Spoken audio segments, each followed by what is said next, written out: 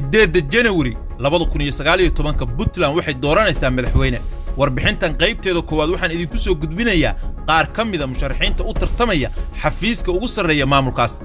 Cabdiweli Maxamed Cali Gaas waa madaxweynaha hadda talada haya wuxuu dadaal ugu jiraa sidii mar kale loo dooran lahaa kaabayaasha dhaqaalaha oo uu wax badan ka qabtay ayaa lagu amaanaa waxa halku dhig u ah daldis iyo daryeel haddii uu doorashadan ku guuleysto wuxuu noqon doonaa madaxweynihii ugu horeeyay ee Puntland dib u doorato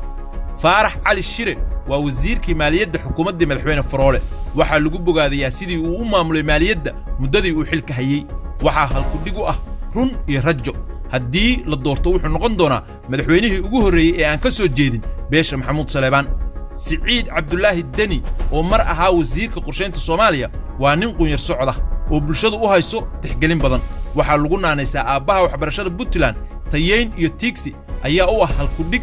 uu doorashada ku galiyo Maxamuud Khaliif Xasan Jabiye waa nin ku cusub saaxadda siyaasadda hase ahaatee horumar ballaaran ka sameeyay ganacsiga nin deeq leh oo deegaan u tagaba dherginaya ayaa loo arkay karti iyo hufnaan ayaa halku dhig u ah Asad Cismaan Cabdullaahi tan iyo 2010 ayuu ahaa taliyaha ciidanka la dagaalanka argagixisada ee loo yaqaano BSF waa 35 jir taasoo ka dhigaysa madaxweynihii ugu da'da yaraa ee abid Puntland doorato halku dhigiisu waa difaac iyo dawladnimo Khaliif Ciise Mudan wuxuu Puntland ka soo noqday wasiirka amniga dagaal ee Puntland la gashay 9-meeyadii ururka Ittixaad ayaa la rumaysan yahay inuu ka qaatay door libaax halku dhigiisu waa amni iyo amaano